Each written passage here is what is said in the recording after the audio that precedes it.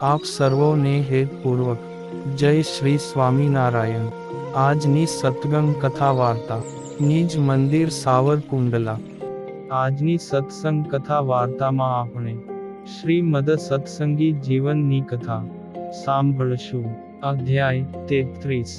1। સુવ્રત મુનિ કહે છે કે, હે રાજન, ધરતી ઉપર મુમુક્ષુ જીવોને પોતાના સ્વરૂપનો બોધ આપવા માટે દેશ દેશાંતરમાં સંતોને વિચરણ કરાવવા ઈચ્છતા શ્રી હરિ કળિયુગમાં દુષ્ટજનોનું પ્રાબલ્ય વધુ હોવાથી તેમનાથી સાવધાન રહેવા માટે સંતોને બોધ આપવા લાગ્યા કે, હે સંતો, તમે ભગવાન શ્રી કૃષ્ણની ભક્તિના પ્રવર્તકો છો, તેથી ધરતી પર મુમુક્ષુ જનોને મારા સ્વરૂપનો બોધ આપવા માટે પોતપોતાના મંડળની સાથે વિચરણ કરો।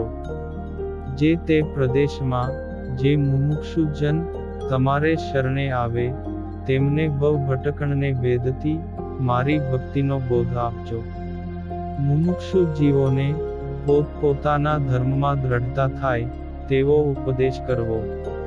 અહિંસાદિક યમનો નિરંતર જપ કરવા યોગ્ય શ્રી કૃષ્ણના નામ મંત્ર જપનો ઉપદેશ કરવો।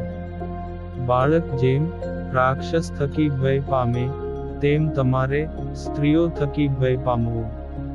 સ્ત્રીઓનો અષ્ટ પ્રકારે દૂરથી જ ત્યાગ કરવો, તેમનો ક્યારેય સ્પર્શ ન કરવો। સ્વધર્મમાં રહીને શ્રી કૃષ્ણ પરમાત્માની શ્રવણ કીર્તન વગેરે 9 પ્રકારની ભક્તિ કરવી અને બીજા પાસે કરાવવી, તથા નિયમનું પાલન કરવું। પૃથ્વી પર અનેક દુર્જનો વસે છે, તે આસુરી સંપત્તિવાળા મદોન્મત્ત સાધુ અને સજ્જનોનો દ્રોહ કરે છે, તથા તેઓમાંથી કેટલાક તો દંભથી ભક્તપણાનો વેશ ધારણ કરે છે।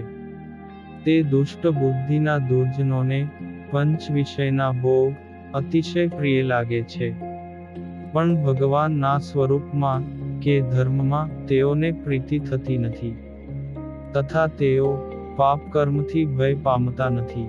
હે નિષ્પાપ સંતો, તમારી સમગ્ર ક્રિયાઓ તેમનાથી તદ્દન જુદી જ છે, તેથી નિર્દય સ્વભાવના અસુરો જરૂર તમારો દ્રોહ કરશે। પૂર્વે તેઓએ મારા પ્રભાવને સાંભળ્યો છે, તેથી તમારી તમામ સત્ક્રિયાનું મૂળ મને જાણીને મત્સરગ્રસ્ત તે અસુરો વિશેષપણે કરીને તમારો દ્રોહ આચરશે। આ પ્રકારના દુર્જનો ક્યારેય પણ તમારો અપરાધ કરે તો તમે તેને સહન કરજો, પણ ક્રોધ ક્યારેય કરતા નહીં।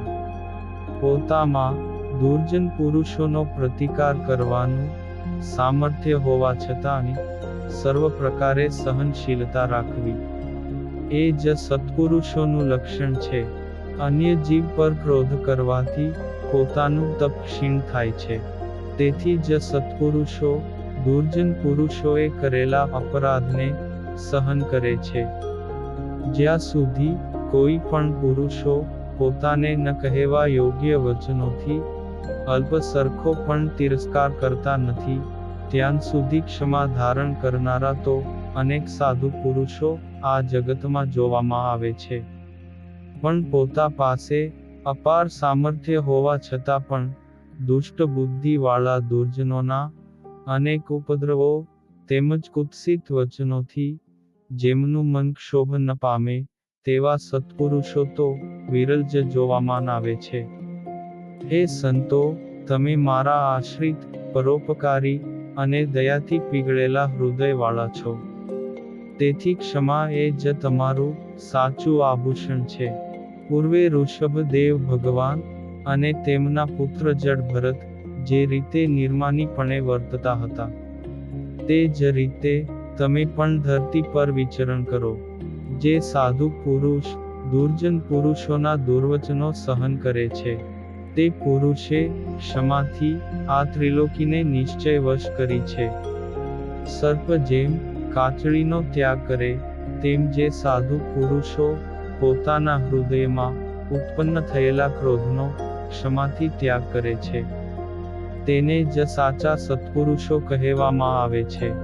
જે પુરુષ 100 વર્ષ સુધી પ્રતિ માસે યજ્ઞ અનુષ્ઠાન કરે, તથા જે મનુષ્ય પોતાનો દ્રોહ કરનારી વ્યક્તિ ઉપર ક્રોધ કરતો નથી, તે ક્ષમાશીલ મનુષ્ય યજ્ઞાનુષ્ઠાન કરનારા કરતાં પણ શ્રેષ્ઠ છે. આ લોકમાં જે જ્ઞાની પુરુષ પ્રાકૃત જીવની પેઠે ક્રોધ કરે, તે મૂર્ખ સમાન છે, અને તેનું જ્ઞાન પણ નિરર્થક છે. દાન, નિયમ, વ્રત અને અતિશય પરિશ્રમથી કરેલું તપ વગેરે પોતાનું સમગ્ર સત્કર્મ ક્રોધરૂપી અગ્નિથી ભસ્મીભૂત થાય છે. શમ, દમ, તપ, દાન, સરળતા, લજ્જા અને દયા આ 7 સ્વર્ગ પ્રાપ્તિના દ્વાર છે, અને ક્રોધ નરક પ્રાપ્તિનું દ્વાર છે, એમ જ્ઞાની પુરુષો કહે છે. તેથી તત્કાળ મોક્ષ સિદ્ધિને ઈચ્છતા મુમુક્ષુઓએ દૂરથી જ ક્રોધનો ત્યાગ કરવો. આ લોકમાં મનુષ્યોનો જે વિનાશ જોવામાં આવે છે, તેનું મૂળ ક્રોધ છે. તેથી સમગ્ર લોકનો વિનાશ કરતા ક્રોધનો વીર પુરુષો કેમ સ્વીકાર કરે? ક્રોધાતુર પુરુષ પાપ કર્મમાં પ્રવર્તે. ક્રોધાતુર પુરુષ ગુરુ હત્યા કરે. ક્રોધાતુર પુરુષ કઠોર વચનોથી શ્રેષ્ઠ પુરુષોની અવગણના કરે.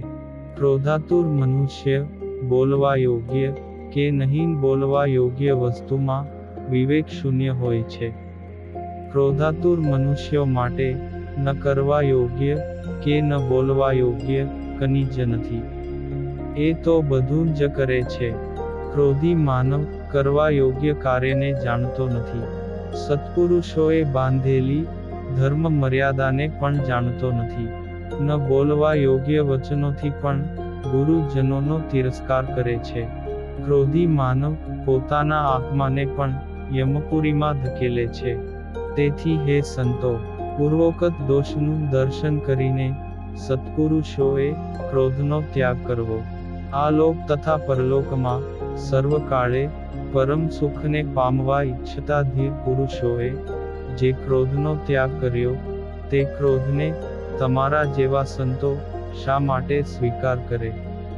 પૃથ્વી પર જે મનુષ્ય પોતાના પર ક્રોધ કરતી વ્યક્તિ પ્રત્યે ક્રોધ કરતો નથી, તે પોતાનું અને અન્યનું મોટા ભય થકી રક્ષણ કરે છે. અસમર્થ પુરુષ જો સમર્થ પુરુષ સામે ક્રોધ કરે, તો તે પુરુષ બળવાન વ્યક્તિને પહોંચી શકતો નથી. તેથી પોતે જાતે જ મૃત્યુ પામે છે, અથવા તે વ્યક્તિના હાથે જ તેનું મોત થાય છે. આત્મહત્યા કરતા પુરુષની ક્યારેય પરલોકમાં શુભ ગતિ થતી નથી. તેથી અશક્ત પુરુષોએ ક્રોધનું નિયમન કરવું. તેમાં જ તેનું હિત સમાયેલું છે. અને હવે પછીની કથા વાર્તા આપણે આગળના ભાગમાં સાંભળશું. અત્યારે આપ સર્વોને ભાવથી જય શ્રી સ્વામિનારાયણ.